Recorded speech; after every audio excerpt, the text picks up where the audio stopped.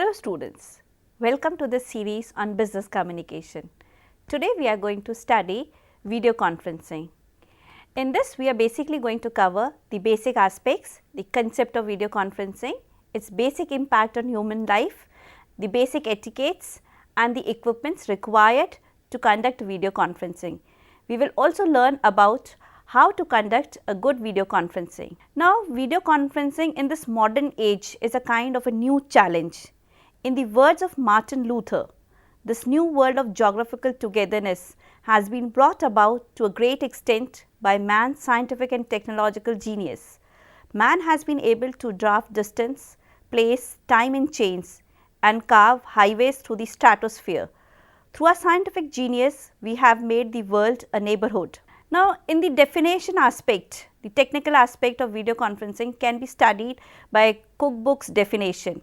Video conferencing in its most basic form is the transmission of image, that is video, and speech, that is audio, back and forth between two or physically separate locations. Video conferencing is an interactive tool that incorporates audio, video, computing, communication, information, technology, processes and collaborates face-to-face kind of interaction between people and systems. It is a kind of a practice in which people can interact on electronic channels. It is a kind of a communication that facilitates face-to-face exchange of information and data through the LCDs or through the projectors, a kind of a new change governing the world's new ethic of virtualization. Now, video conferencing, the basic components which are required for it are: first is you need a video input, which is a kind of a camera or a webcam. Then you need a video output, that is a kind of a computer monitor, LCD or a projector. You need an audio input, that is microphones, CD, player, DVD, cassettes, whatever it is. And then you have the audio output in terms of the speakers associated with it. Then you have the data transfer through the internet or the LAN connections. For this we also require the codec. What is codec? It is the heart of video conferencing. It is a kind of a compressor or decompressor that makes the conferencing kind of it transmits the data in such a way that it converts the images and the audio and the visual video images in kinds of digital information. It compresses the total data and converts into kinds of the signals which are cached by the other instrument. The supporting system which is required is the internet connectivity of the support systems. For this we require the H.323 kind of operation. What is it? It is a standard of interoperations between the data transfer, that is between two locations the data can only be transferred if you have H.323 zone. This is the standard kind of operational protocol which is established by the international organization.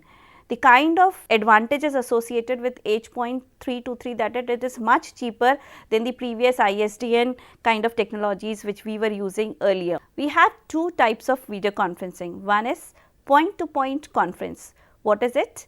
In this, two locations are connected or two people from different locations can speak to each other, can exchange information, ask question answers and share a kind of a meeting. But what is a multi-point kind of a conference? This is, it connects people and groups from many locations. How it is possible?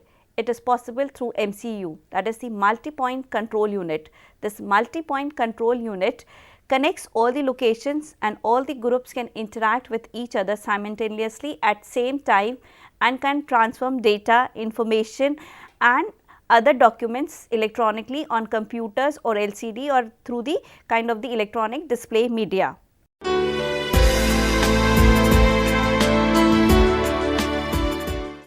I will show you a picture of a typical classroom which is connected by video conferencing. This is how it looks about. Now, what are the basic components required for it? First is you have a video conferencing unit, that is codec unit. You have the external desktop, you have the data solution box, multi-point software, that is IP, multi-point software for ISDN. Then you have the streaming device, the standard camera, the LCD TV, the interactive byteboard and the LCD projector. Now, this is another picture of a typical boardroom where the video conferencing can be conducted. In this we have the basically video conferencing unit, the LCD TV and the external desktop or the microphones are also attached to it. Now, video conferencing is basically a kind of a technical aspect where the quality becomes important. The basic quality parameters which are associated for the effective conduction of the video conferencing are: first is the frame rate. What is frame rate? The parameters that define how many frames can be formed or displayed in 1 second is known as the frame rate. Then is the frame resolution. It is the dimensions of each frame required to conduct the conference. The frame quality is the compression of each frame. The bit rate is the standard transmission of data. The quality of the images transmitted by the video conferencing basically depend upon the frame rate and the frame resolution and the kind of the bits transferred. Now, bit transfers is also known as the bandwidth. What is bandwidth? It is known as the rate of data transferred measured in bits per second. Higher is the bit rate or higher is the bandwidth, higher is the quality of the video transmitted. So, if you have higher connectivity and a good quality of a server, it can give you a high resolution kind of a conference which can be effectively done. The key technical issues required or the key parameters required for video conferencing are: first, you need a global dialing plan, a global directory service, a scheduling mechanism, the improvement in the coordination box and the interoperation gateways are required. The basic aspects of collaboration emerge in form of a groupware. What is a groupware? It is a kind of a collaboration between groups of people who share on websites the data and the documents and the information together. It provides the group a way to interact on live basis or in forward or in backward ways.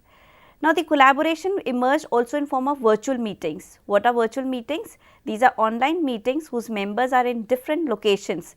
This could be in different countries or in the same countries in different states. Then you have the kind of the teleconferencing.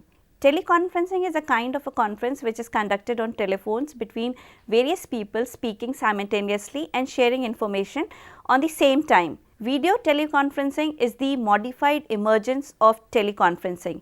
It is a virtual meeting in which participants in one location can see the participants in the other location and share information at same time. It's like how you talk on telephone, you answer the questions, you basically have a conversation with the person in live and in an emotional way also.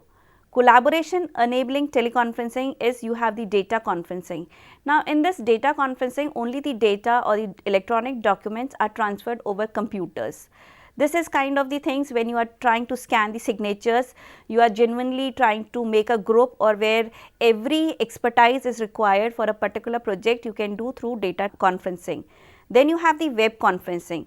Now, web conferencing is basically done on the websites where one person can communicate to the another person or one person can communicate to thousands of people who can genuinely listen to the same speaker on live basis, can genuinely interact with the other person by messaging or through the question answers or through the telephone calls. Then you have a SharePoint. Now, what is a SharePoint? And it is an integrated portfolio of collaboration and communication services designed to connect people, information, processes and systems both within and beyond the organization. This is a new way of working together.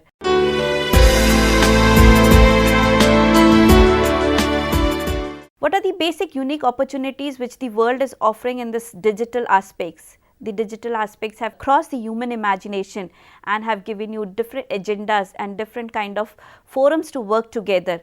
In the words of John Variety, that is the essence of virtualization. Rather than simply recreating a digital form, the physical thing we know as a letter, email reinvents and vastly enhances letter writing. Unbound by barriers of time and space and endowed with new powers, the electronic letter does something new altogether. The unique opportunities of electronic exchange which the world is emerging is offering immense opportunities of collaboration and sharing information emotionally and in a better way. The kind of the opportunities which the new digital world has given man, it is something which the man can work with more options, more diversity and with more expertise. The kind of the sharing has become important because we work on projects which do require different kind of people with different kind of expertise. The same sort of thing happens when business, the arts and the governments are reborn in digital form. Now, the various uses which the video conferencing basically offers you are immense. It is a kind of opportunity which helps you in giving better presentations, it helps you in conduction of better meetings, it helps you in giving you just in time the kind of data which you require, it helps you in better recruitment, better kind of conduction of selection procedures, and also helps you in interacting with people on various issues which are concerned to the organization. The meetings can be conducted in an effective way through the video conferencing. The kind of the projection which is required for video conferencing is through the LCD or through the computer top, which is very genuinely basically available with all kind of the office structures. The alumni relations of the organization, the relations with the stakeholders, the relations with the important clients and the customers can be maintained if you have a well equipped office with the kind of the modern equipments which genuinely dictate the world. So, this kind of basically a digital world which offers you a forum of exchange, offers new opportunities and governs the modern ethics of doing business. Businesses in life have been impacted by exchange of information through electronic modes. Now, when you take up the kind of technology which is so important for human existence, the collaboration becomes important. How it has emerged? Now, let us study how video conferencing emerged or impacted human life. See, first started as meetings. Meetings were an important part of business because we need to interact with people and share information, and genuinely many form of group decisions are required to take any decision. Now, working alone emerged in form of teams where you try to genuinely connect with people who are living in remote areas. Connecting to people required lot of time, lot of coordination. Then on-site training became important because you need to genuinely do a kind of a training before you interact with people. To teach something or to interact on a project or a forum, you need to train people. This kind of virtually meeting with the people required lot of investment of money. Now, reliable connections were managed through telephones or through connectivity. These emerged in form of video conferencing, which required a kind of a virtual collaboration. Video conferencing has crossed the limits beyond meeting to virtual collaboration. What is collaboration? It is face-to-face interaction, it is data-to-data interaction, it is one-to-one interaction or one-to-group interaction, or it is on live basis or in stored form. So, any kind of collaboration from one location to the remote village area or to the rural location. Video conferencing genuinely connects people at different locations. It is connecting one person to many people, one group to many groups, or it is converting a kind of a data and a video information into a kind of connectivity which genuinely is understood by people at many locations. Video conferencing has impacted human life in many ways. Now, let us study the basic uses and the impacts of video conferencing. First is video conferences improves the quality of life and the standardization of the business practices.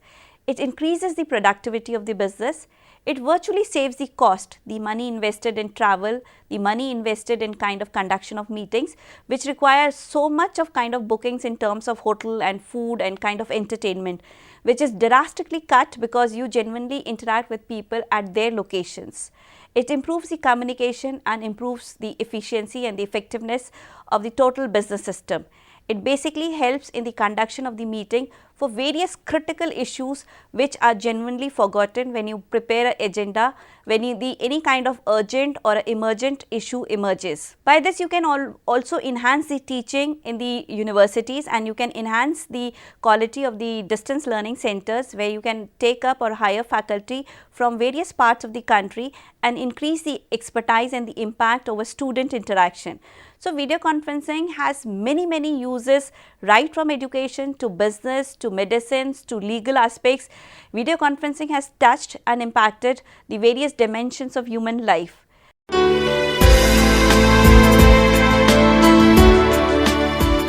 Now, why it is important that the modern world should support digital connectivity? It faces certain problems like the kind of the warmness, the kind of the emotions, the kind of the shared information when you do a kind of an interpersonal meeting is absent in video conferencing, but the impact is when you take a very critical and very serious issues, every time it is not possible that we share a kind of a relationship which is based on human aspects. So, we resort on two kinds of these conferences and connectivity, which makes the speediness or which makes the work to be done in a faster way. The basic limitations of the video conferencing are lot about the less interaction in terms of emotional aspects. It is also the cost aspect, that is the initial investment cost is very high, and somehow when it is you are in a rural setup, the kind of the education and the kind of the background with which people are interacting genuinely require kind of a training and awareness, or they have to be equipped and they have to have a kind of a learning experience with the total systems. To get in touch with this kind of system is difficult for new learners. These systems are only prevalent where the sophisticated aids in terms of connectivity and in terms of coordinators is available. So, the video conferencing limits the basic impacts when the country is so large and when the country is overpopulated with people who are genuinely village based. But in any case, the urban sectors, the modern businessization, the global sector, the liberalized era cannot survive without the use of video conferencing. Now, limitations genuinely on part of video conferencing can be cut down if we seriously manage and strategize the issues and try to build up a forum, or we build up an agenda which has to be discussed when you come for conferencing.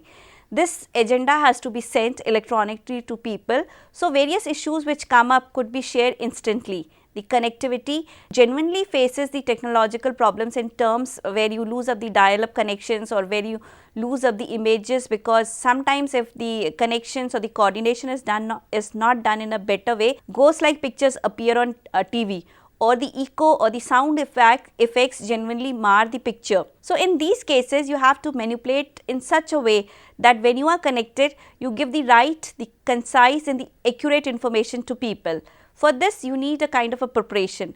Before you come to meeting or before you are in a virtualized kind of interaction, try to prepare a kind of a agenda or a plan which could be discussed. Because if the material is not prepared properly, or if the lecturer is not genuinely supported by good kind of aid in terms of data or in terms of pictures, most of the students or most of the clients would suffer. Because it is not instant, like you cannot ask anything on the basis, like you cannot supply anything, you have just do not have a support system of a library initially at your point, at your end point. So, all these issues have to be taken up when you study or when you are involved in the kind of the video conferencing. These limitations can be genuinely overcome if people are better trained with the aspects of conducting better video conferencing. Now, looking into the future, what all future is about. In the words of Nicholas Negroponte, computers are getting smaller. You can expect to have your wrist tomorrow what you have on your desk today, what filled the room yesterday. So, the kind of the updation or the kind of the modernization which is happening in the technology will make technology in your rooms, will make technology happen in your desktop. So, video conferencing will be a way of life, will be a part of your future, which will be a system which will govern the ethics of the modern systems to survive.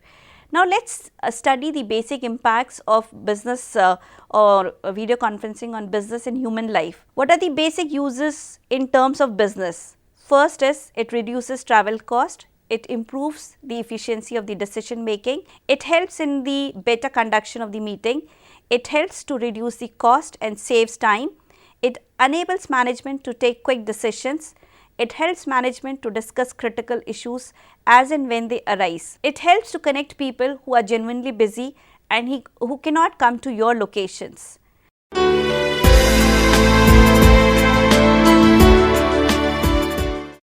How is distance learning aided by video conferencing? Most of the centers start functioning better because the technology has supported them. The faculty can better interact with students all over the world. It is not only one set of students, like 100 students sitting in one location can be connected, but thousands of students situated in different locations can interact, ask their questions, can get the expertise of the subjects which are rarely known by some experts in few locations. So, most of the traditional distance learning centers which were genuinely not supported by faculty members have got the integrated system of collaborating with better expertise of the industry and giving the better lectures to the students. This has saved the time of the students to travel to long distances to learn.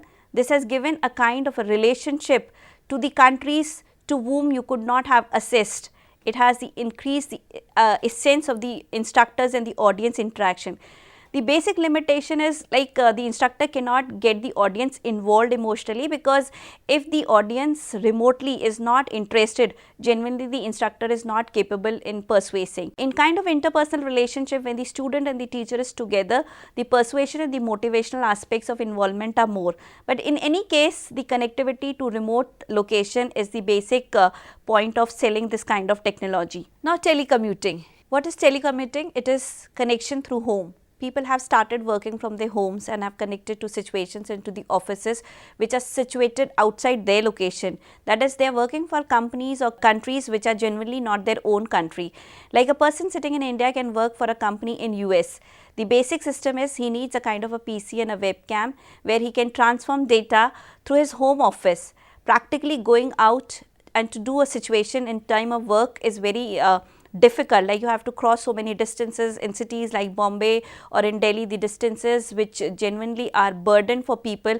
You take 3 hours to commute or 3 hours to travel have been overcome if you have been properly commuting to a kind of technological and a sophisticated organization which is well designed to suit to your needs of work requirements. The jobs can be done from home. Office from home has been a common practice for most of the people who have been genuinely taking assignments and doing the projects from their home and sending to the companies.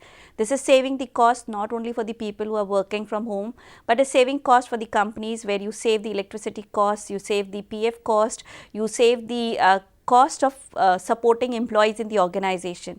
So, it is lot much of the cost and the expenditure aspects which have been genuinely changed by telecommuting. The legal environments have been also impacted by video conferencing. The courtrooms have been affected or have been genuinely impacted by this kind of impact, where the courtroom is connected to a kind of a laptop or to a kind of a LCD projector, where this connection goes to the jails or to the rooms from where you need the legal kind of the evidences. The kind of the security system which is required to transfer the prisoners from the jail to the court system puts a lot of pressure on the government and the police force. This pressure can be reduced if the courts are genuinely well connected to the systems and the data transfer. Here the prisoner can definitely talk to the lawyers and to the judges through the video conferencing and could genuinely put the impact on the total system of working. The work ethics have changed both legally and both emotionally also. People have been connected in different ways and different equations. Now, video conferencing impacting telemedicine. Can you imagine health sector also being impacted by a kind of a system which is genuinely very sophisticated equipment only for business organization? Hospitals and doctors are connected by video conferencing, by which they can relate to the patients in the remote rural areas. A patient genuinely who cannot be transferred to the hospitals, or genuinely you need a second opinion, or a kind of disease which genuinely requires kind of expertise from doctors who are very busy or tied up with the pressures of conducting operations, can talk and interact and give the diagnosis in a better way, where the data and the picture of the patient can be transferred through computers. Then you have a kind of a system, video conferencing, what is basically how it is successful. The basic tips to make video conferencing successful is you have to decide what kind of connections do you need, what is your audience, what is the impacted people who will be genuinely connected to that particular situation. It is the number of sites and the locations, it is within the country or outside the country. Then it is the number of people at each point which genuinely need to interact, or it is the kind of the connection in terms of the data transfer, the kind of the bandwidth, the kind of the requirement of the rooms and the kind of the services which are required at particular locations. So, many variables are important to conduct effective video conferencing, but genuinely the initial cost is shared up by the people and the organization try to do invest in this kind of the concept. This will impact the basic uses of the human life. Connectivity in terms is important because genuinely you have the updations which are changing the total governing ethics of the industry. What kind of control system is required when you do a kind of a video conferencing? Now, because you are discussing important issues which could be genuinely tapped about or hacked about, has to be controlled. The components of the control system, first is you have a standard performance. What is your actual performance has to be compared to this, and if there is a kind of a deviation, you need a control mechanism.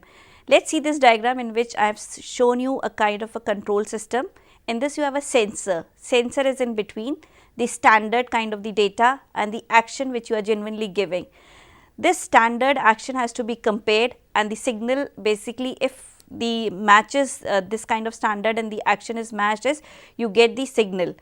So, this is the kind of the concept for the control system, because the security aspects become important in the total internet connectivity. The basic definitions which are required to be known before you come to a system which is genuinely secured, because you cannot transfer everything which is confidential. First is you need authentication. Authentication is basically identity or a kind of entity which has to be verified. Then you need to have authorization. Authorization is a kind of a password. It may be a kind of a password which is genuinely you have been authorized to use, or it is the confidentiality. The messages and the information have to be kept secret, because it is you and your organization are owning this information, and this should not be used by other people. So, these are the various aspects which you have to genuinely follow, or you have to regulate these aspects in order to conduct a kind of a conference which is genuinely useful for both the occasions. Now, the benefits of video conferencing is, first, we will discuss this in brief, because already I have taken the uses of the video conferencing in the various fields, but genuinely the overall benefits which it gives to the human life is the increased productivity, high commutation, high reinvestment of the relationship building up, and it is also the kind of the reduced travel and the speediness of the operations. It is the multi-point meetings, or it is the improved effectiveness. Now, let us discuss the various types of video conference meetings. First is you have the desktop, that is the office kind of video conferencing. In this, the basic officer or the manager has a computer on his desktop. Through his computer, he can communicate to any person in the other location. Then you have the multi-point kind of video conferencing, in which various locations are connected. Then you have the set-top video conferencing system. Now, set-top video conferencing is a kind of a mobile kind of a connectivity, where you have all the equipments on a trolley. This kind of trolley can be moved from one room to the another room, or from one office to another office where the connections are required. Then you have a total kind of a setup, that is a system kind of a video conferencing, in which you have integrated systems which connect the various rooms together. It is a kind of a big location, because here many people have to interact, like it could be a university or a class or a system which has to come into kind of interaction with the operations. Now, after studying the various types of video conferencing, let us see the difference between conferencing and broadcasting. What is the basic difference? See, conferencing is a kind of a two-way communication which is live, genuinely like how you talk on telephones. You genuinely share a session which is very interactive, you answer people, you genuinely have a kind of conversation. But broadcasting is also live, but it is one way. It is a kind of a transformation of information or data virtually through websites or through television. So, this is the basic difference. Video conferencing has taken over broadcasting, because broadcasting is genuinely for mass media or for public people, but video conferencing has impacted the public also, like it has impacted the media, the politics, and most of the avenues of human life where the public is also involved. You can talk to the politicians, you can talk to the chief ministers, you can talk to the government through this kind of system, where people from all parts of the countries or people from all parts of the world can genuinely share their information. This is the new world, this is the new pattern of emerging. So, this is all about video conferencing. I hope the students must have understood the kind of digital connectivity, the kind of virtual collaboration, and the impact of video conferencing on human life. Thank you, students.